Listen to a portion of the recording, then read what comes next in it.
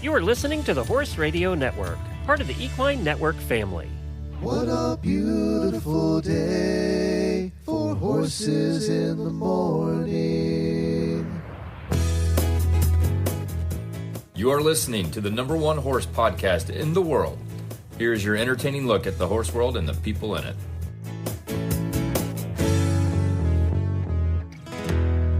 Morning, everybody. I am Glenn the Geek in Ocala, Florida.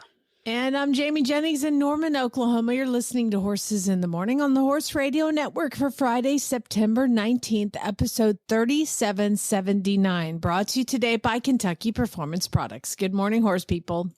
You've heard of Shark Week. Well, now there's something even more sinister. Welcome to Horses in the Morning Poop Week.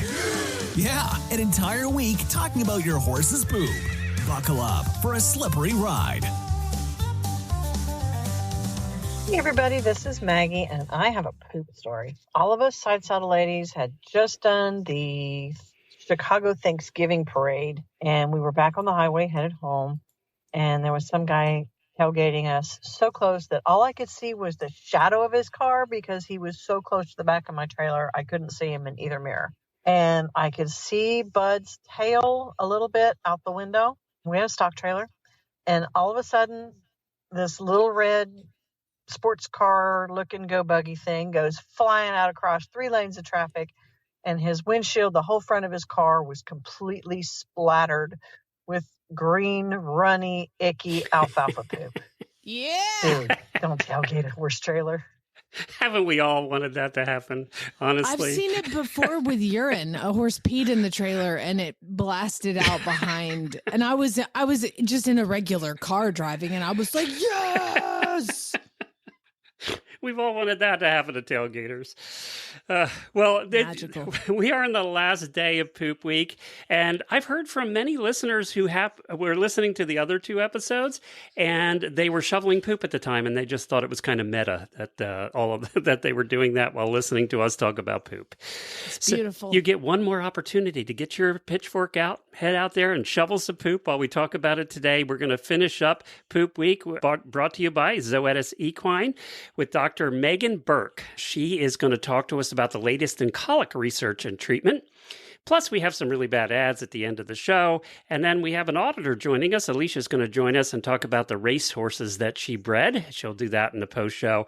In the meantime, all of that's very difficult to read, Jamie, because I went for an eye doctor appointment this morning, and they did the droppy thing where they dilate your eyes. I can barely read the screen. Just how long does it take for that to go away? Because, whew. It should be a piece of cake for you to do really bad ads and read them off your computer screen. No problem. I'm going to have to make it about 2,000 point type for me to be able to read the bad ads. We'll find out. Let's hope by the end of the show, we have a little time. Let's hope I can read the bad ads by the end of the show, but it's very fuzzy now. Why don't you do the Quest ad, and then I'll do Daily Whinnies. Okay, well, simplify your quest for fall deworming. Only Zoetis Quest Plus Gel controls both encysted small strongyles and tapeworms in a single dose. Consult your vet for assistance in the diagnosis, treatment, and control of parasites.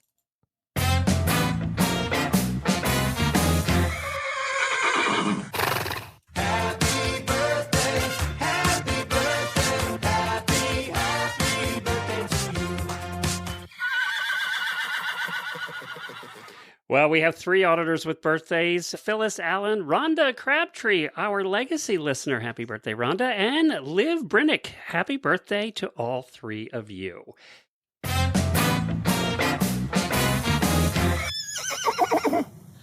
Okay, well, I would like to give my Daily Winnie out to Bear. Dear Bear. Bear is Larissa's son, and his birthday was this past week. And some of you guys know that I had Maverick, my steady Eddie older gelding, who's been living with me for a while. And Larissa needed some help getting one of her horses moving, and going forward. So I was like, just take Maverick and use him and take him around and let your son ride Maverick, and you follow him on your mare that's a little sticky to go forward. So she does. And oh my gosh, they fall in love. Like Bear and Maverick fall in love to the point where they've now taken him to play days. He's gone and chased cows. He has done all sorts of awesome stuff with Maverick and just loves him and is babying his little funky looking leg and just doing a really good job taking care of him and is learning so much. And his birthday was this past week. So Larissa came to me and said, I would like to buy Maverick if you don't mind. Oh, wow. And I'm like, oh my God, that's so sweet. I mean, he wasn't really doing anything here because you guys know I have Craigslist Carl. So I was like, yeah, absolutely. Give it. And she wanted to give it to him for his birthday, which, by the way, happened. And by the way, I have video that we will be posting in the auditor room. It's not one of the, I mean, he's a boy. So it's not one of those girls screaming. We're screaming. Yeah. No screaming. I was like, make it so dramatic. And it was crazy dramatic, but it was real sweet. But the negotiation tactic with me, it's clearly well known that I'm a terrible business person. I'm sorry. I'm like, and then you add selling a horse to a friend. So she's like, what do you want for him? And I'll just be real upfront here. I gave $2,200 for him, knowing full well that he was not the age they said. Nothing that they said was true. But I was like, if you recall, this is the horse. I was like, just Barrett, put him in the trailer. I don't care. Put him in the trailer. Here's your money. Take your $2,200 and put him in the trailer. So that was 2 years ago. And he's, probably 18-ish now. So we started negotiating and she's like, what do you want for him? And I was like, I don't know. I paid $2,200 like years ago, whatever you think. So we go to dinner and we sit down to negotiate. And this is two girls who are drinking martinis. Who are best friends. Deciding what to sell a horse for. And I will tell you that it went a little like this. Okay, well, I brought money. And I was like, well, how much are you giving me? Because I was like, just whatever you think. And she's like, well, I brought money. By the way, I was like, the other person always hates that. That's the worst thing to hear, whatever you think. Because that puts extra pressure on. Well, I mean, I'm like, what? I don't care. Because you don't want to look cheap. I don't want to look like a jerk and be like, you owe me $2,500 because he's even better now, which he is, but I'm not going to be like that. So she said, well, I brought money. And I was like, well, how much did you bring? She's like, well, I talked to my husband and I brought $2,000 with me. And I was like, no, I'm not taking two. She was like, well, I was hoping I'd go home with some. And I was like, okay. I was like, how about $1,200? We'll just go with $1,200. And she was like, no, here's 15. And I was like, no, I'm not taking 15. I'm taking 12. And she's like, you're taking 15. You are a terrible business person. and then she hands me $1,500. And I was like, okay, we'll do 13. Okay, I'll settle for 13. So I hand her $200 back. And she's like, fine. And I'm No. Here's $100 back. Take $1,200. That's the final offer. So we're like reverse negotiating, selling this horse. Just fine. You are such a nice person, but an awful business person. Just the worst business person ever. Oh my God. Yeah. So, but it's like, whatever. It's fine. But you're nice. So Maverick has a new daddy and he's that's adorable. Very cool. That is kind of cool. How old is he? Not Maverick. Bear? Yeah. I just had a birthday, so I think he just turned 11. Oh, that's cool age too. Yeah. Yeah. So that's so cool. Yay. Yeah, I was really excited. So on a side note, I just want you to also continue, because that has to make you so proud of what a good business person I am. Yeah. I want to also let you know that I was very close to pulling the trigger on buying a racehorse this week. Like right off the track. He was so pretty. Oh, this isn't through my racehorse. This is like real life racehorse, right? So I see him and I just couldn't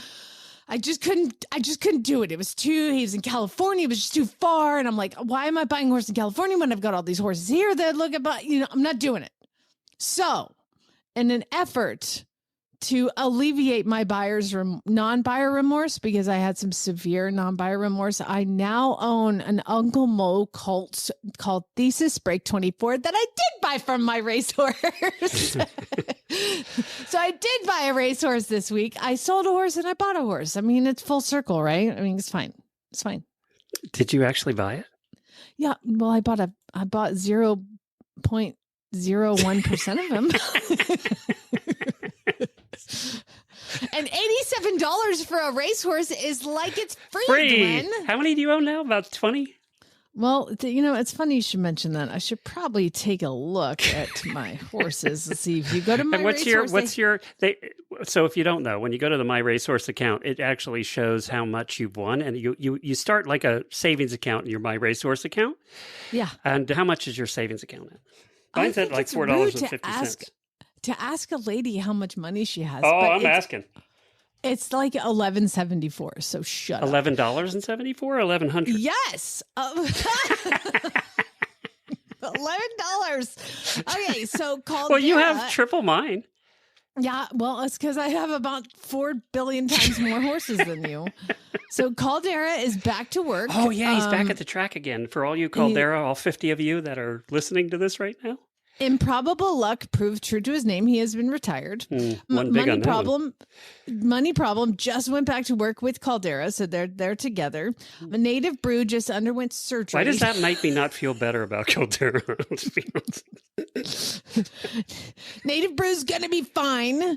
And then I've got a yearling that's turned out right now. I've got a couple broodmares and their babies that are making their way around, and then I have Trust But Verify, who's currently in work. I don't even remember who that is. Well, let's just use this as a learning lesson that gambling is bad. Gambling's bad because you always lose money. I mean, but this is as benign as it gets. I mean, I had to get rid of all the gambling racehorse apps off my phone. Like, that was a thing. I've done that a few times. But those are gone. Yeah, every time the Kentucky Derby rolls around, it's back. I re-download Twin Spires. I didn't know that I had it on my phone. Apparently, I had put it on at some point. I never bet anything, but it was on my phone.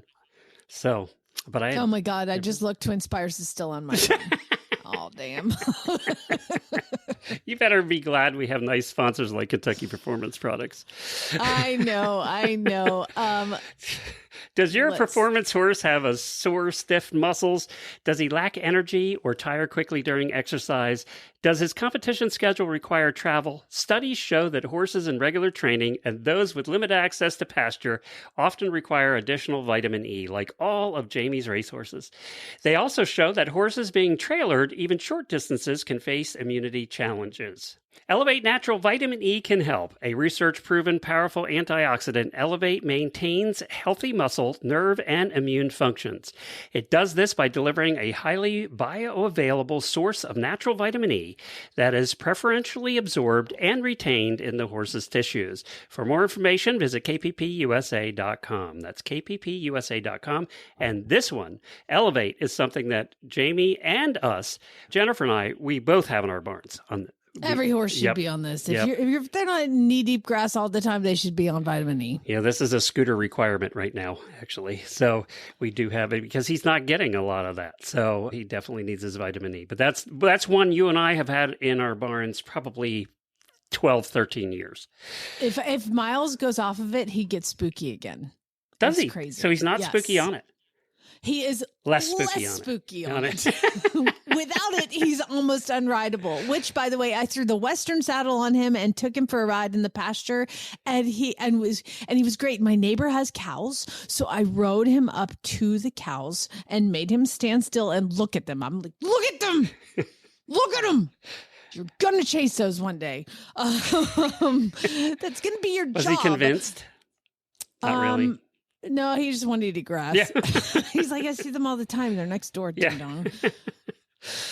Well, our final guest for Poop Week is Dr. Megan Burke. She's a clinical associate professor of equine emergencies at North Carolina State University, and she's going to talk to us about colic and the latest research on this topic. It's something that we all have dealt with or we deal with at one time owning horses. I remember many a night.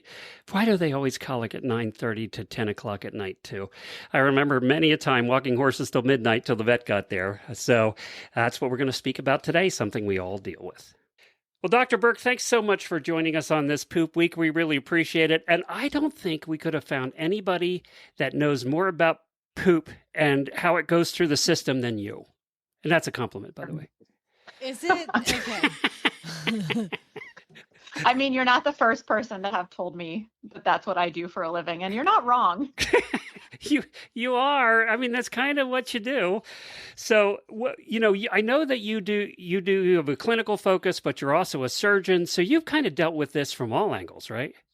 I have, yeah. So I'm kind of, who you send your horse that is not producing enough poop for Poop Week to if you can't manage it in the field any longer. So it's kind of maxed out what you can do on the farm and needs a little bit more intensive management. So that's what I do. And once it comes in to the hospital, whether it's medical or surgical, I kind of manage it through that sort of critical phase until it's hopefully started to poop again. Okay. So let's talk colic. We've talked about that a lot on this show, but I know there's always new research being done. We're learning things all the time. What are we learning recently?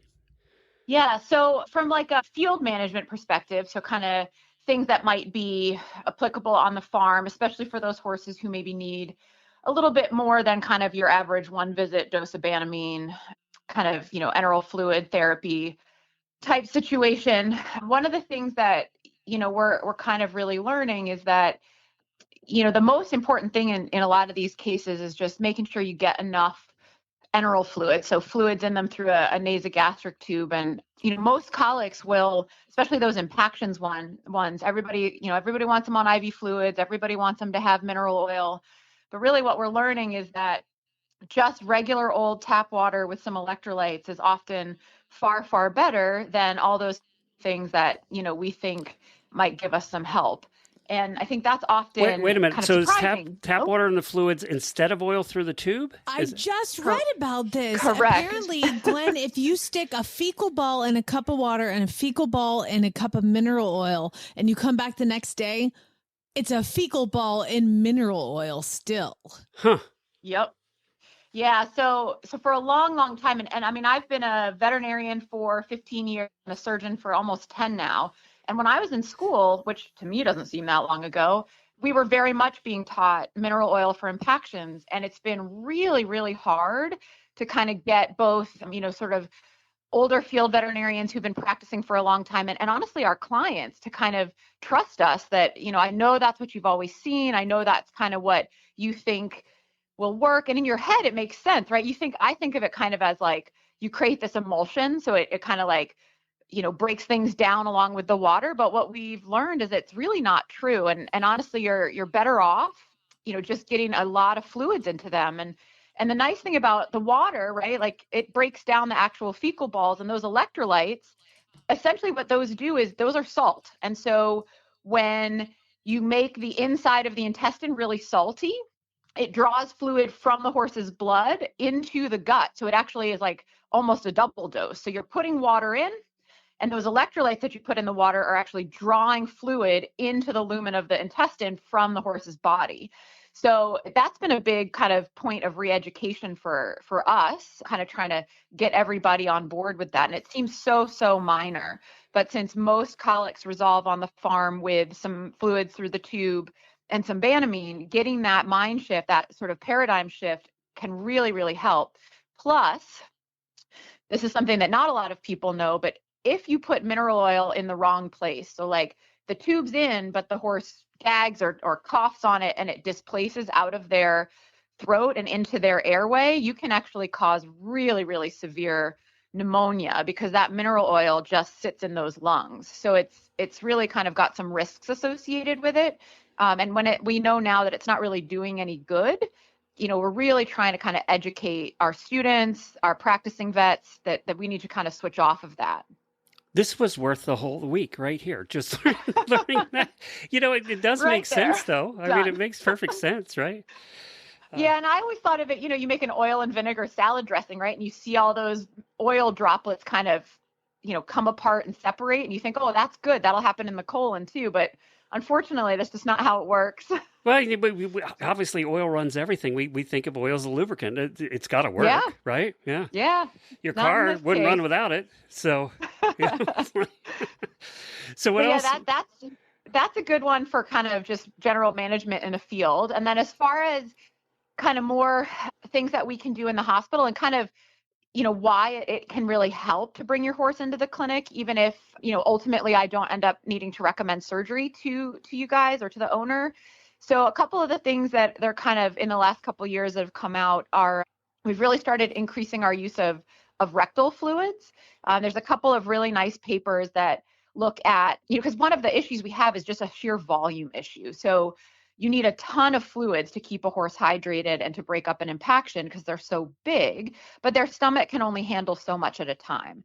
And so trying to figure out, creative ways of getting more fluid in, both to keep the horse hydrated and to kind of help break up things like impactions, can really be a challenge. So what we've discovered is that you can actually use rectal administration. And what we essentially do is we take a long red rubber catheter and we kind of thread it into their rectum, suture it in place, and attach it to the same fluid line as we would for an IV drip of fluids. And you can actually get a really high volume of fluids into those horses because it just absorbs right through their rectal tissue.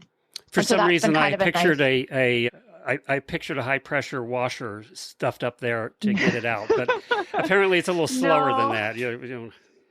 Yeah, because you're not trying to actually clear an obstruction with the fluids. You're just trying to have another route for them to absorb fluids, and especially in horses that are refluxing and you can't give them fluids through a tube. It's another way to get it into them where it won't cause any harm because it's past where the obstruction is. And turns out they absorb it really, really well. So that's been kind of a new thing. They've done some papers on how fast you can do it. Is plain tap water better than tap water with electrolytes? And so we've kind of got that perfected. And so that's something that we've been using more and more. Kind of, it's less expensive than IV fluid and it's very effective. So that's one thing. And then this is actually my personal research that I just finished doing that I just submitted the paper for, but I think holds a lot of promise is that, I think one of the things that we underestimate with these horses is how uncomfortable, how much pain there is associated. This is some surgical research, but the pain associated with the incision itself, like the actual place where I open up their abdomen to do the surgery. Most horses with colic, right? They're painful before you do the surgery, right? That's how they end up in surgery. And they're less painful to us, like they look less painful to us when they've recovered because their intestine's not twisted or it's not in the wrong place anymore. And so we've always, I think, underestimated how much pain comes from that actual surgical site. And it's funny because a couple of my colleagues have recently had children and a couple of them had C-sections. And one of the things they would say is, God, when that anesthetic wore off, that incision hurt so badly. And horses, if you think about it, right, they're standing with all of the weight of their intestines on that incision when they wake up, right, because it's under their belly. And so one of the things that I was interested in is, can we improve their comfort? Can we improve their recovery from anesthesia if we can get rid of that incisional pain? And so we developed at NC State, we developed a very simple, I can teach my students to do it, blocking technique where we just put a needle with some local anesthetic between each of their ribs, because the nerves that run into that ventral midline incision where we do the colic incision run right between their ribs all the way down to put sensation onto that incision. So we just take a little needle, put it between the ribs, put some local anesthetic in, and we do it from all the way behind their last rib to about halfway forward towards basically their withers. We can do it before surgery. And what we found is that because they can't feel that surgical incision, it's easier to manage their anesthesia, so they don't need as much anesthesia to stay asleep. It improves their recoveries. And as most horse owners know, right, standing up from surgery is always kind of one of the riskiest times for horses because they can do things like break their leg. So if we can make them more comfortable and calmer in recovery, that can be really, really nice for, avoiding those complications. And so the study showed that their recoveries are better. So what we did is we took a bunch of client-owned horses that were going to colic surgery, and we used a random number generator. Half of them got this block that I developed, and half of them got just saline, so just kind of what we call a negative control. And then we scored their recoveries and we scored their pain, gave them a pain score every 2 hours for 24 hours. And the horses that got blocked had significantly better recoveries and had significantly less pain in those first 24 hours than horses that got blocked with just negative control, so just saline. So I actually just presented that last week at our big critical care conference. And so hopefully, if that paper gets published, it's a super simple, easy way to decrease the pain associated with surgery for these horses. And we found that it gives them better outcomes after surgery, which is kind of what everybody is looking to do anyway. That's so cool. That is so cool. Yeah, so that's pretty cool. You're right, and inexpensive. So cheap. It's like 2 syringes, 2 needles, and I don't know, that local anesthetic is maybe $10 a bottle. So it adds almost nothing to cost. There's no risk. We didn't have any complications with it. So that's kind of a big one. What else did I learn this weekend when I was at this conference? The other thing that we're really trying to manage, and this is like very, the research that I just did, that I just described to you guys, like that can be done anywhere from, a small hospital with 1 surgeon to, academic universities, big hospitals, which is part of why I was really encouraged by the results, because I think it can be used, can improve the lives of horses everywhere. But sort of at the other end of the spectrum, there's some really cool research coming out on dialysis in horses. So, I mean, in people, right, we think of it as I didn't know they did. I didn't know they did that with horses, to be honest. Well, we didn't until quite recently. But, like kidney failure, people will get dialysis. But you can also use those same machines to do things like take toxins out of the blood.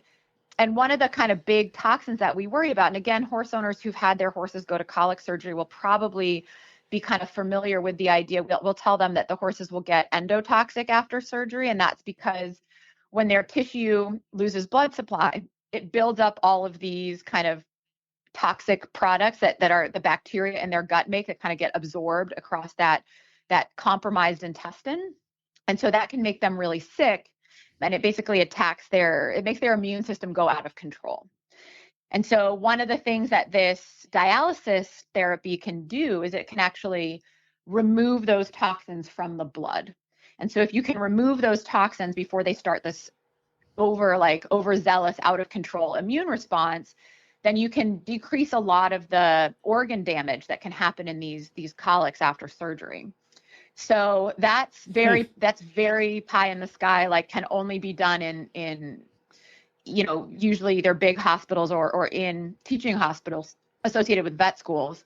But it's been shown to be quite effective. We've had really good results with experimental horses, and we started using it in some client-owned horses with some pretty good results. And so that's probably a little farther off being widely available, but it is something we can do at NC State. There's a couple other vet schools where we have access to that. And so I think kind of in the 5 to 10 year range, that's going to become a lot more accessible. So that's kind of I've got one real practical one and one really like cutting edge one that I've kind of been involved in. And that's been really cool to kind of do research along that whole spectrum of care. Dr. Burke, your passion for this research comes out. It really does. Oh. It does. Well, I'm very clinically, my passion is being in the clinic, helping the horses directly, teaching the next generation of surgeons and veterinarians, right? I teach students, I teach residents, I teach interns. And so being able to be involved in research where I can directly see how it's going to affect patients in the future is definitely the kind of research I want to do. Well, we're glad you're out there doing it. And you're at North Carolina State, right? Yes. So it's Dr. Burke. She's with North Carolina State. I'll actually put a link to that in the show notes. We appreciate you joining us today and giving us the update on all of this. Is fascinating stuff. No problem. I was happy to do it. It was fun.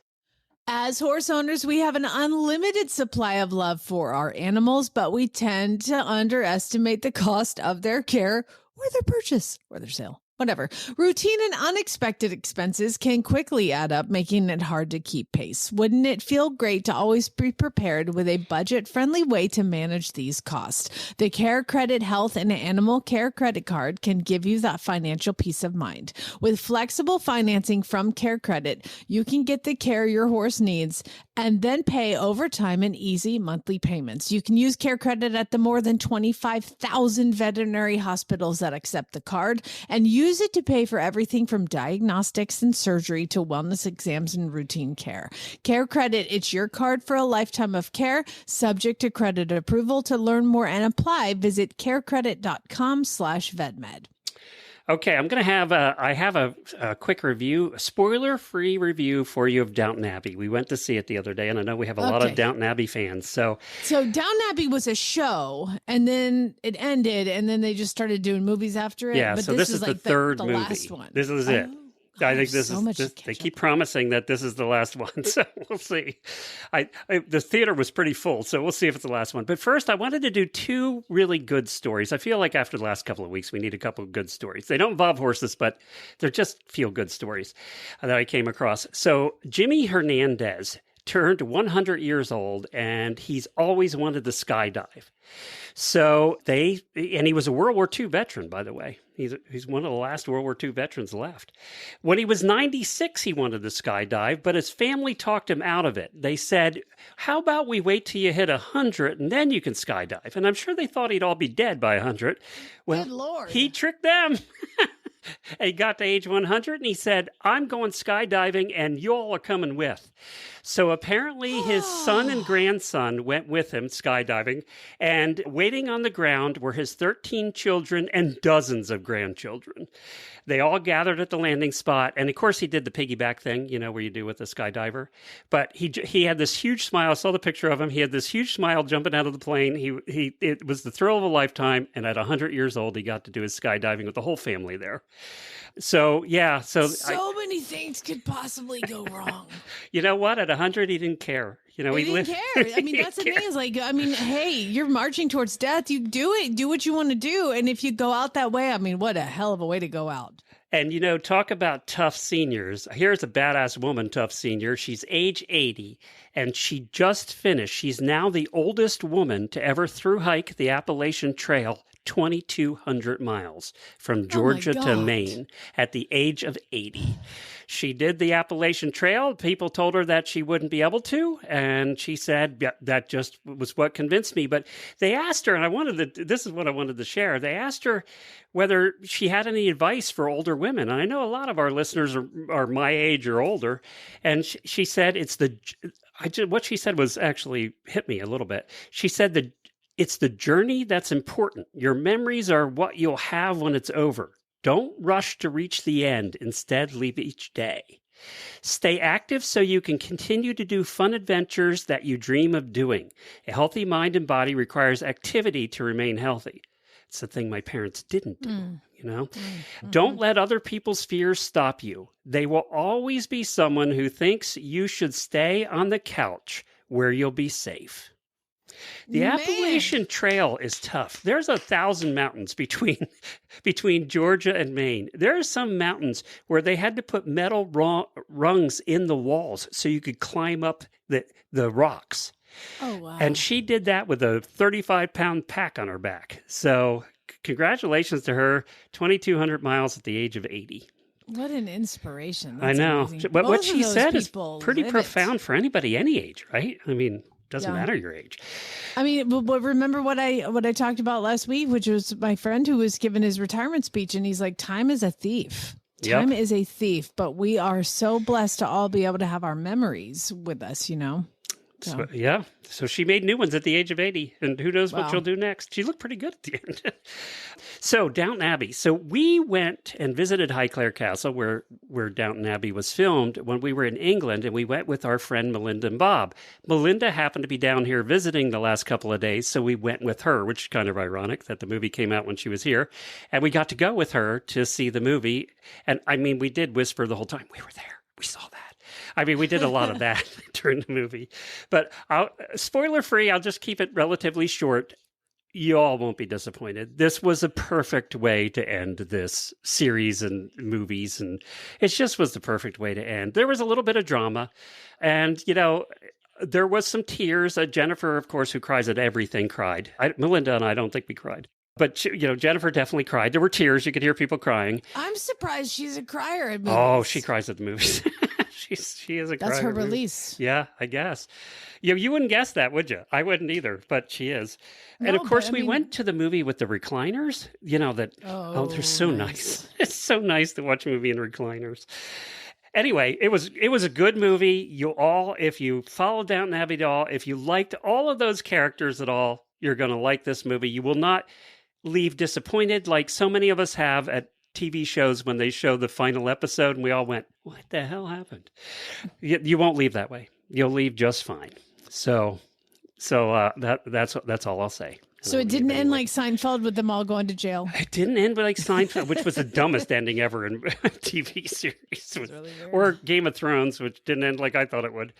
So yeah, not that one either. No, you'll all be happy when this one ends. And let's just say everybody knows Maggie Smith died, right? She was grandma. And she died in the series, and then she died shortly after. And they did a huge homage to her and showed her a lot of respect in this. You're going to love what they did for her. So it was well done. Go see Downton Abbey. No. I'd have fallen asleep in the first 5 minutes in the recliners. I got to say, I'll never go to a regular theater again. I can't. I just can't do it. Because it was just so comfy. Yeah. All right, let's do some bad ads. Pay attention. If you ain't met one by now, you're bound to sooner or later.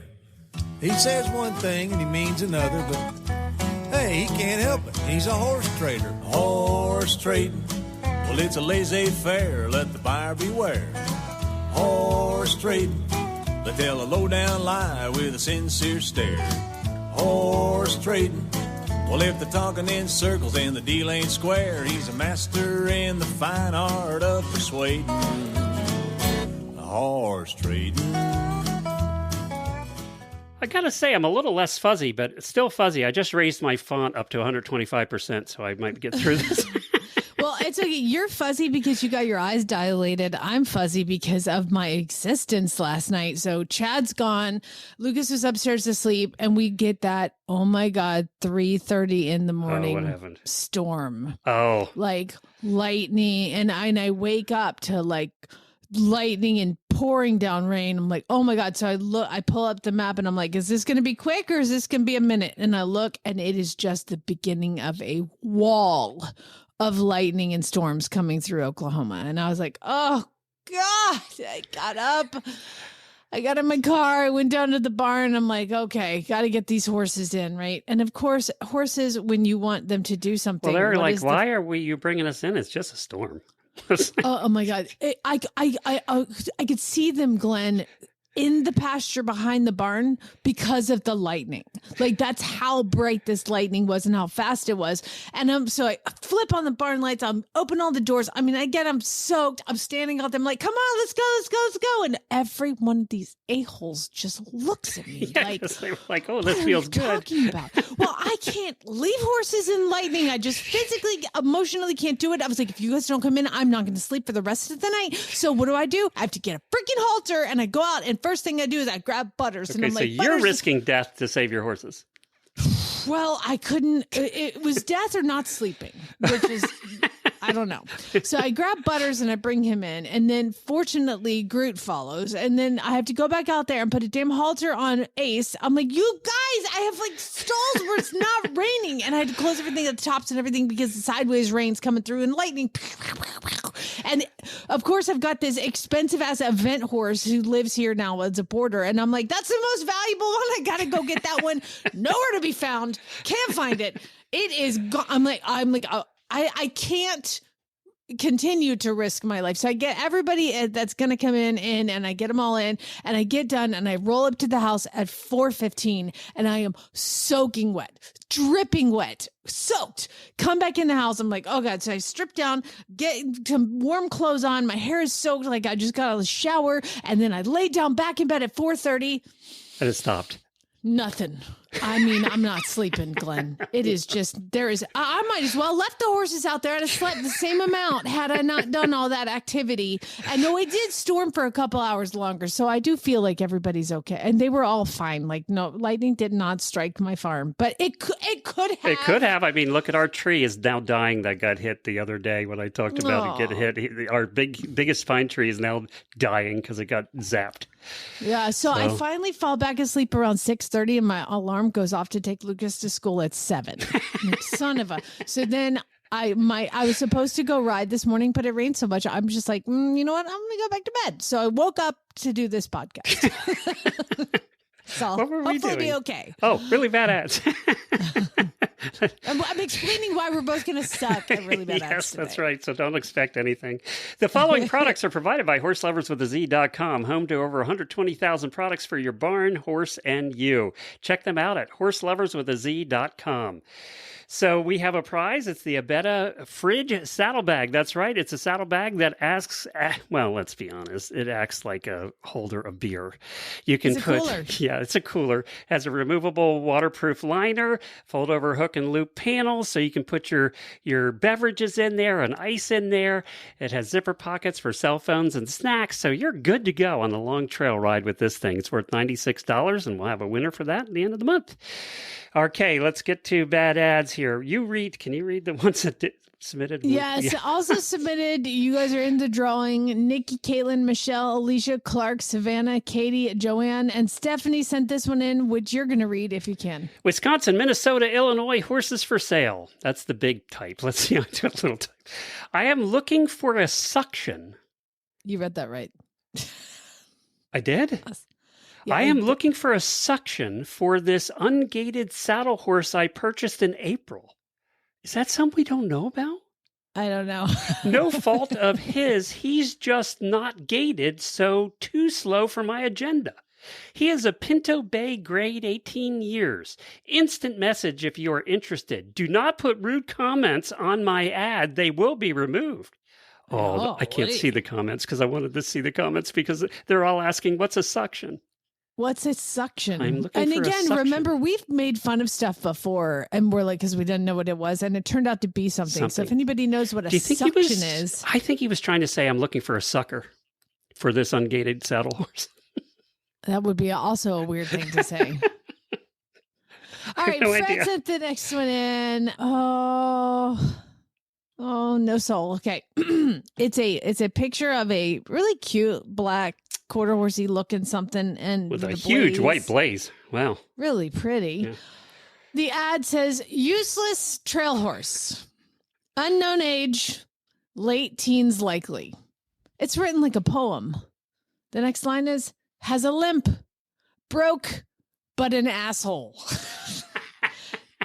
Trail horse is about his only profession worth looking at aside from his astounding career as the local feed room raccoon. Good project, 500, get him gone. And he's in Idaho. Oh my God, poor thing. He kind of looks cute. He is cute. He's fat enough. He's not skinny. They posted a video of him because his head in a feed bag. That's why he's not skinny. Because he's the one that raids the feed room. But he has a limp. Just saying. Jennifer sent this one in. Family-friendly horses in Michigan Facebook page. Who wants a wild Hackney mare? She is... Wait. What part of family-friendly horses is this horse? When you look at this picture, please continue reading. Oh, I just looked at the picture. Who wants a wild Hackney mare? She is broke to drive like a queen, not so much to ride. She is a cribber, not suitable for your 5-year-old, so don't ask. And what's the picture of, Janie? It's a blessed little scooter-looking Hackney pony, yes. And its head is straight up in the air, almost higher than the rider's head, who is probably about 6 feet tall, sitting on this poor little pony. They've got a curb bit in his mouth, bareback, because they probably don't have any. He looks terrified, or she looks terrified. Bless it. Now, if you were let me ask you a question. If you were posting this ad, and this horse drives like a queen, wouldn't you show a picture of it driving like a queen and not being ridden like it doesn't like? Oh, man. That's what I'd have done. That is what I would have done. But I didn't post the ad. No. All right, Amy sent the next one Glenn, in. no soul. No soul. See, the whole thing, you need that Hackney pony. Amy sent the next one in, and this is Michigan and surrounding area, something to do with horses. I don't know. It cuts off. Who's feeling brave? Do you enjoy chaos? Like questioning your life choices? Want a project that'll make you either horse trainer of the year or a patient at the mental hospital? Meet Rambo, a 14-year Frisian cross, standing about 16 hands of pure audacity. I yanked this ungrateful beast out of an auction a week ago, and he has since made it his life mission to turn my calm herd into an anxious mess. Thanks, buddy. He needs groceries in bulk, but boy, can he eat. In just a week, he's already chunked up and will be a real head turner once filled out. He's a nice mover, and honestly, he's not a bad looker. Just needs the consistent work and a trainer who laughs in the face of chaos. Let's be clear. Gentle parenting won't work here. This dude needs structure, discipline, and someone who knows the difference between firm and mean. So if you're the type who thinks challenge accepted instead of, oh, hell no, Rambo is waiting, just asking for what I have into him. There's no money to be made here. $1,000 in Ohio. First trailer in the driveway wins. For this one's challenging you on all four. We're being challenged by today's ads. Did you realize that the one with the pony was sent in by Jennifer, and that pony's ad came from Zanesville, Ohio, and this ad is from Zanesville, Ohio, sent in by Amy? What the hell's going on in Zanesville, Ohio? Yeah, anyway. By the way, I hope this guy never buys from an auction again. He's not cut out for it. He's not. No, give the pony a break, for God's sake. Our friend Charlotte sent in the trailer of the week. Oh, my God. I'm going to read it first. It looks like a fire victim. It is. For sale, OBO, no title, of course, $300. Horse trailer, hay bales caught fire in the front subframe, is solid, needs tires, and can be drove away. $300, no title. It literally got burnt out. It's burnt. Like it's half of it. It's like it melted. And the windows melted. Like this is a mess. And they're like, you can drive it away. No, you can't. Well, it says it needs tires because those also melted. If you can get the tires off, the lug nuts off, you're in good shape because they probably melted too. My God. It's the first one we've had that's burnt out. I think that is the first fire victim. Yeah. Unbelievable. Thanks, okay, Charlotte. Rebecca sent the next one in. He's pretty. He is really cute, actually. Yeah. It looks like Maverick. I just sold him. Yeah. Damn, Larissa's already listed him. For $5,000. Yeah. Oh my God. And you got suckered. I got suckered. Finn is the handsome ranch gelding every cowboy cowgirl wants. You'll look like you own a ranch in Montana when you're sitting on Finn. He's that bad boy heartthrob. You know he's trouble, but dang, he sure looks good in the spotlight. The trick to Finn is, it's never good when there's a trick to it.